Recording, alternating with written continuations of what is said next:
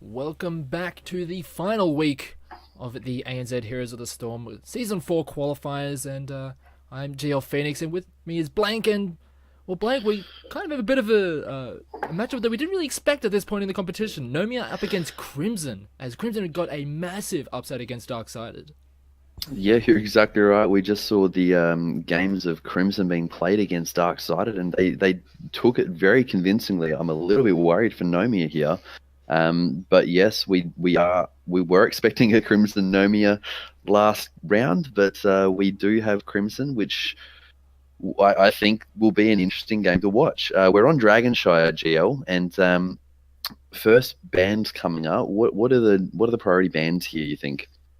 Well, I think the last series we were seeing a lot of Chromie and very respect bands on both sides, but coming to this one, we probably will be seeing more towards the supports.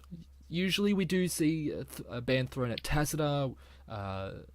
Maybe, like, to be honest, with how he's been in currently rising priority, even a Rhaegar, to be honest, even a Garrosh band would not be out of the question. We've been seeing him get a lot of value, but that is going to be the Tassadar band right off the bat by Crimson.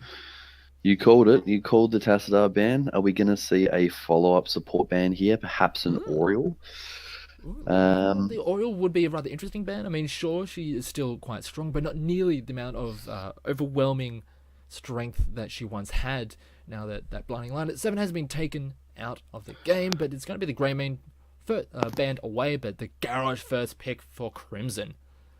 We saw a lot of that fantastic Garrosh play from Crimson that first game on Tomb of the Spider Queen GL, with some massive plays absolutely destroying the tanks of Darksided. I'm expecting some of that similar Garrosh play to come out to play with Nomia. What are they going to come back with into a Garrosh? Well, one option when it comes to, or like when going up against something like, say, a Stitches, is if someone gets hooked, you use that as your engage. So you could have very, very aggressive compositions, as these kinds of heroes. Sure, if you get someone out of position, they're loving it. But if they get caught out of position and the aggression is being brought to them, they're usually not in the best of positions. And one thing with this Garrosh, yeah, it's very strong, but I feel as though with that Greymane taken away, that could limit the amount of burst we get as we go later and later into this game. Because, as you mentioned, on the dark, when they were versing Darksided on Tomb of the Spider Queen, we saw them just blowing up targets, and a lot of that came from that Greymane. So Nomia taking that off the board right away, I'm just very interested to see what Crimson try and follow up that CC with. 100% right there. We have got an ETC pickup and a Rhaegar pickup for Nomia here. Two good, strong hero picks. Rhaegar, as you said in the last game, has been picked up a lot more as a favoured support over heroes like Uther, who has fallen out of the meta just a little bit with his nerfs over the last couple of patches.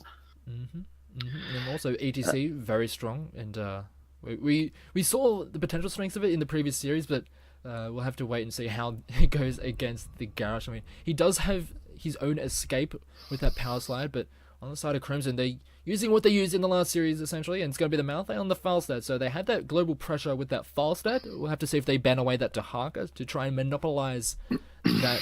The globals. Yeah, monopolize those globals. And the Malthael, he should be able to control those solo lanes. You are right there. This is another map where globals do have a high priority, like Towers of Doom. The objectives being on the top and the bottom lane allow the Falstad to get as much soak as possible, fly in to help the team and get a couple of kills before being able to take the objective, leaving one of the poor Nomia lads stuck in that top lane. Although we do have ETC still on that side of Nomia, so that he could take stage dive. There is a possibility there. That is a potential. I mean, we more often than not, like 95% of the time. Oh, 99, yeah. Yeah, but yes, for those few fringe cases where the stage dive does get a lot of value, that is a potential that Nomia could go with. They do end up banning away the Malfurion. You would see they were flipping between the Malfurion and the Uther for quite some time, just really deliberating on that ban and going for that Malfurion. We have been seeing the Shadow be very strong on that hero for quite some time, and sure, the hero's taken some nerfs, but he's still very powerful. And once we get into those team fights, the Twilight Dream can be so impactful. And Well, we saw it last game, Gio, with Malfurion on Towers of Doom. The Twilight Dream just got significant value. It interrupted that mosh. It secured kills. It just really helped them turn team fights. So taking it away, I don't know whether they were watching the last game or not. They obviously weren't because they were playing, but it looks like they were. They've got psyches of gods. So taking that away has done them some good against Crimson here. But we do have a Genji picked up. Potentially see Ben playing that Genji. yeah, He's Very very divey, yeah, very divey, very strong very backline mobile. punisher. That'll help him against that Malthael, against the Falstad, who do have relatively decent mobility.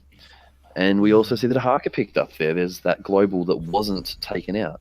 Yeah, we did see the Ben from Crimson going towards that Zagara. We saw it last week with Ryu picking up that hero and pretty much just controlling the map. Yeah, it's not flashy, it's not something that you get all the big highlight plays out of a Zagara, or maybe you do if you get those massive devouring maws, but you don't really see that too often nowadays. But it got the job done, and it seems like Crimson don't want to be dealing with that.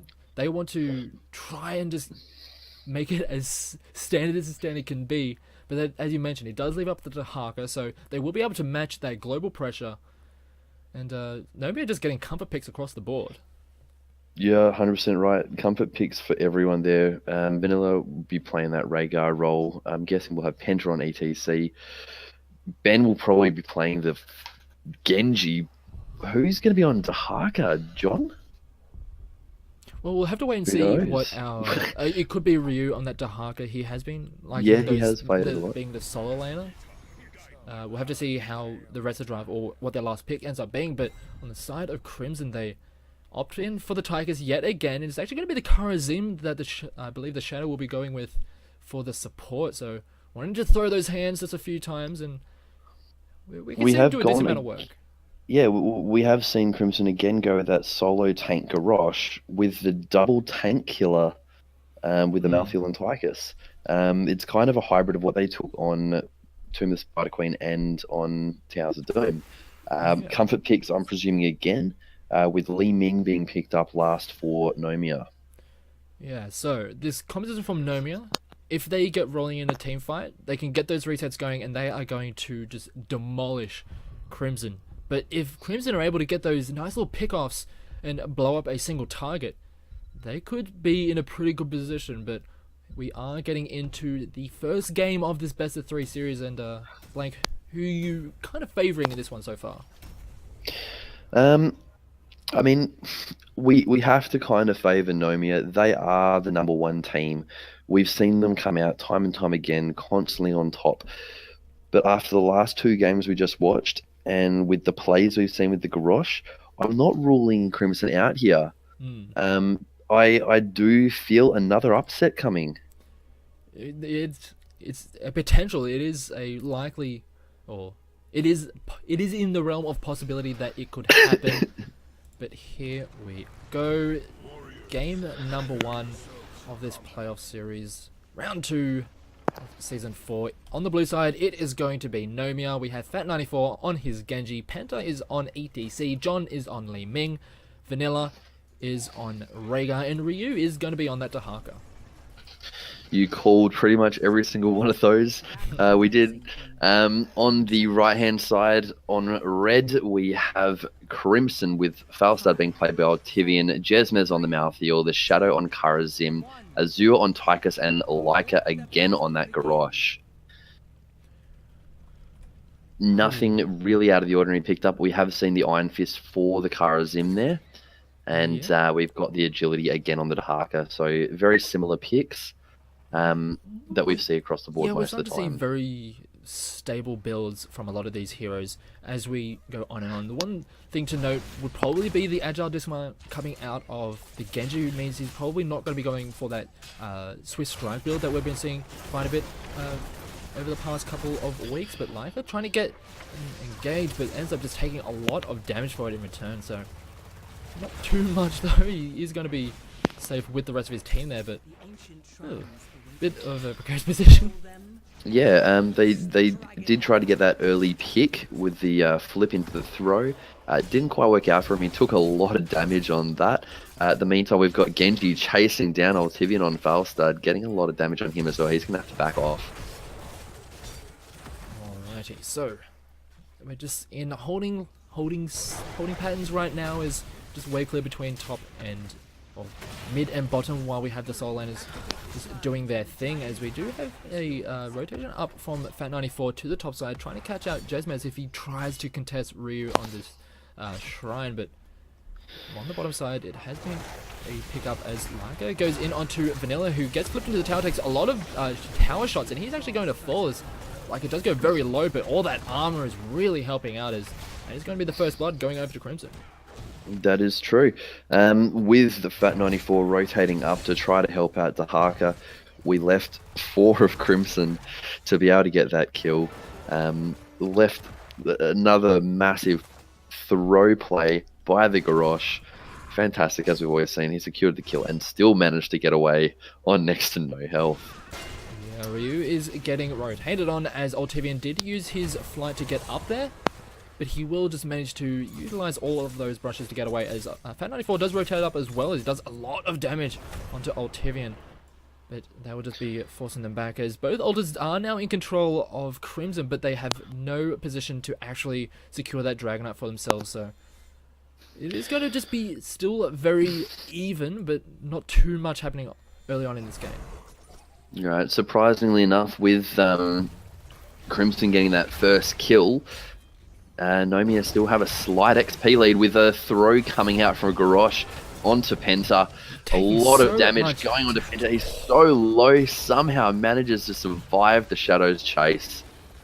Yeah, so very close. We had Vanilla just dealing with that mercenary camp, so he was not available to get those heals into Penta, but he was able to sustain himself up just long enough for him to get out of there, as we are getting the Wrecking Ball onto Penta, but he does power slide very nicely through the members of Crimson, as Altivian uses the flight to get down there, but they don't ever get now too he much doesn't out have of the it. flight to get to the objective. Ooh.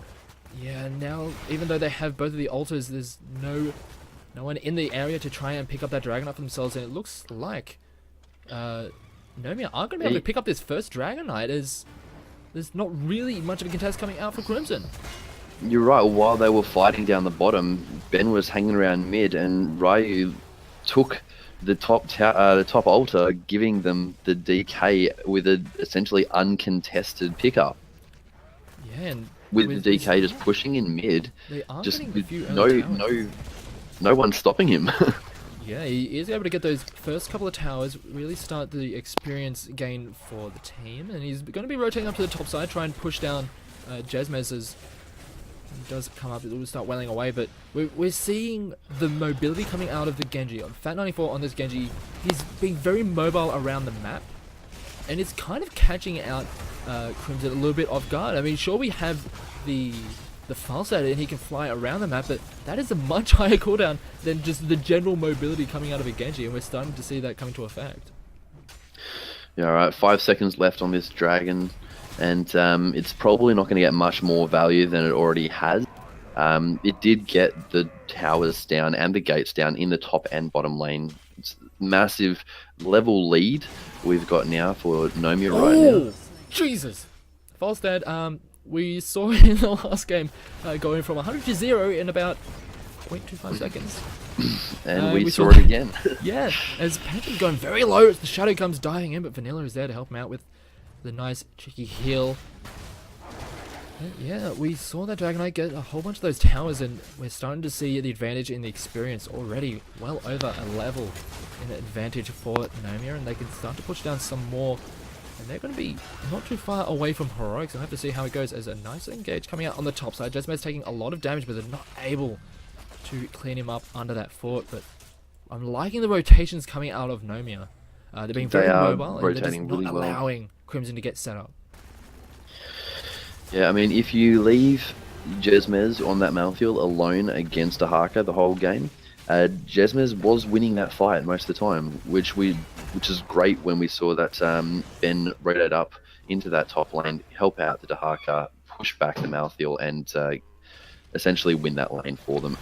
Still able to get back in to the team fights, to the objectives. And now look at him again. He's already back in bottom lane. The mobility from Genji is amazing. Good engage, but the Wrecking Ball does get used on Dependence taken solo. He's actually going to fall. Ryu is a little bit late to the fight, but he is going to get the tongue drag down onto Leica. They will be able to clean him up. The healing's just not there from the shadow, so in the end, this is going to be 1-for-1 as the Dragon Blade actually gets pulled out by Fat94 as they are going to clean up Azure, so they do manage to get their heroics and they turn it on immediately and actually end up turning that fight 2-for-1. Good time to do it as well. The ult is about to spawn. Top and bottom easily able to be got. John's taking a lot of damage there on Li He Ming. was catching a lot of those fists. Iron Fist getting a lot of work.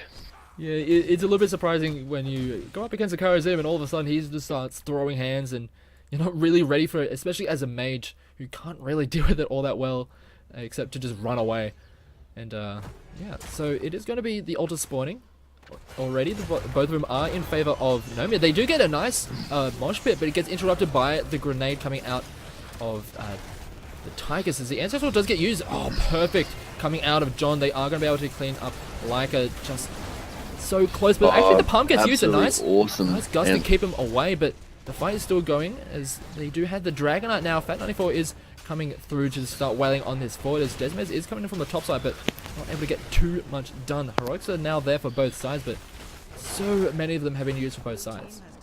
Yep, everything's down except for Tormented Souls on the side of Crimson. Dragon Blade is back up again, and Disintegrate, as always, with that low cooldown, is still back up. The Dragon has still got 24 seconds as we see Nomia rotate through to that mid lane, looking to get that mid fort, and Crimson just trying to start some sort of fight to get them that XP back, give them some sort of advantage, make a power play.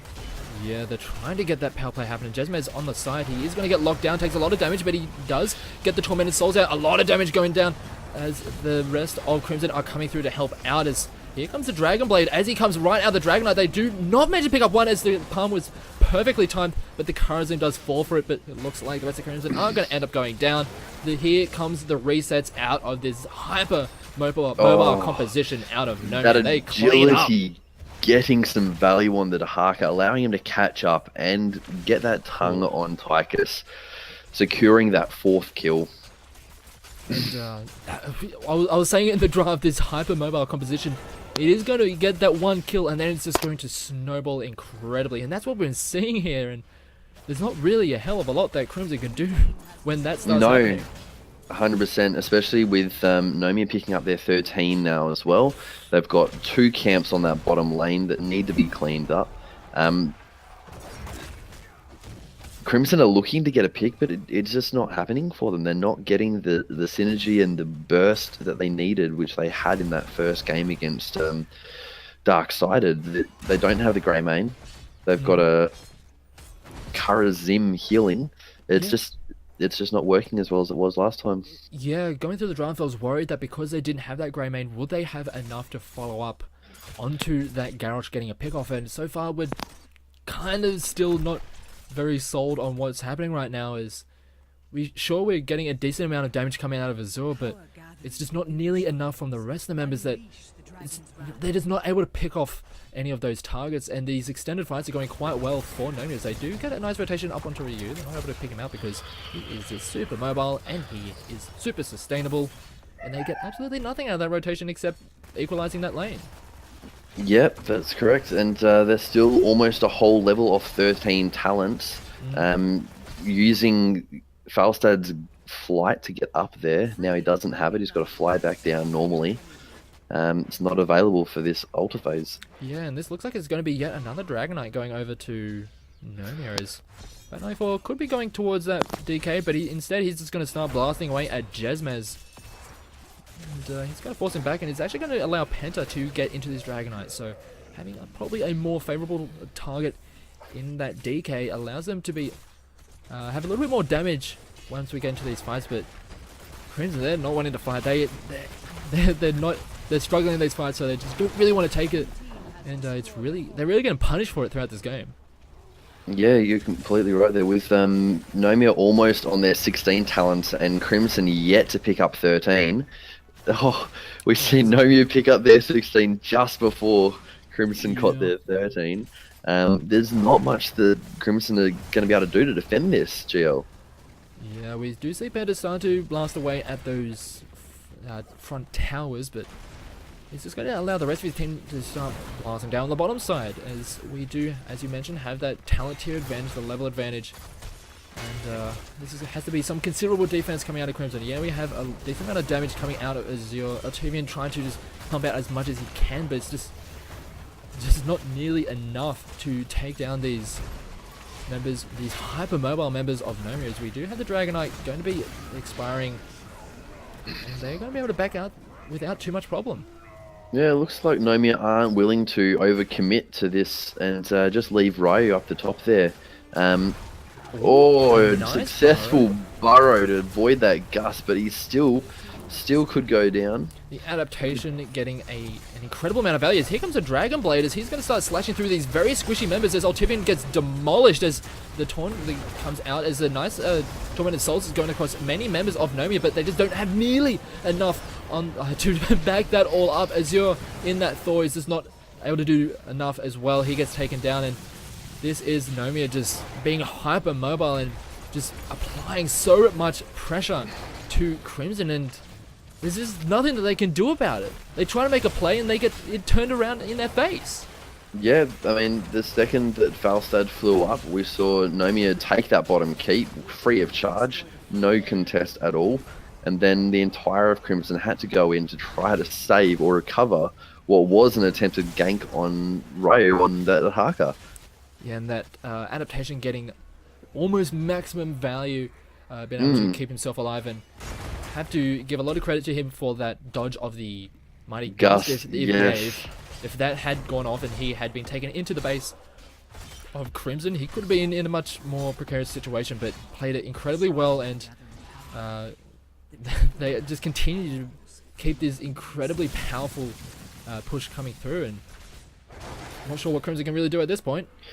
No, well, they now have catapults on that bottom lane, and catapults starting to spawn that mid lane as well. Dragon about to come back up, and Gust being used in the mid. They try and get Ryu yet again, but that adaptation comes in at the perfect time. They have to clean up these waves, and this is going to allow Nomia to have complete control over the map. They should be able to get yet another free Dragonite, unless Crimson try and make their last final stand. They are here to try and contest. They are not going to be able to get there in time. There's a little bit of damage, just a little bit short, as Ultimate comes in from the side. He's not able to get too much done just yet, as Desmond takes a lot of damage. So does Liger. They're trying to get anything to happen as Fat 94 gets the Ancestral, so he's in good stead, as he's going to keep on slashing his way through. He doesn't have 20, so he will have a limited time on that Dragon Blade, but a lot of damage going through. A great mosh pit goes onto the members of Crimson as they lock down two members. The Shadow is going to almost fall, manages to get one last heal before he gets himself out of there, but that is two members down on the side of Crimson, and there's absolutely nothing they can do. The GGs have already been called, and with this Dragonite, Nomia are just going to just barrel through the base of Crimson, and they are going to go 1-0 up in this series. Yes, GL, absolute dominant start display there from Nomia, as we'd expect. Just too much precision play from their individuals. You saw the absolute fantastic dodge of that gust by Ryu on the Dahaka, max value from the adaptation, and just fantastic play from all the players, well rounded. Yeah, and when we start to see those fights going in favor of that kind of composition, when you have Genji and Li Ming, that snowball gets really painful. But that is going to be game one going over to Nomia, but we'll have to see if Crimson can come back throughout this series.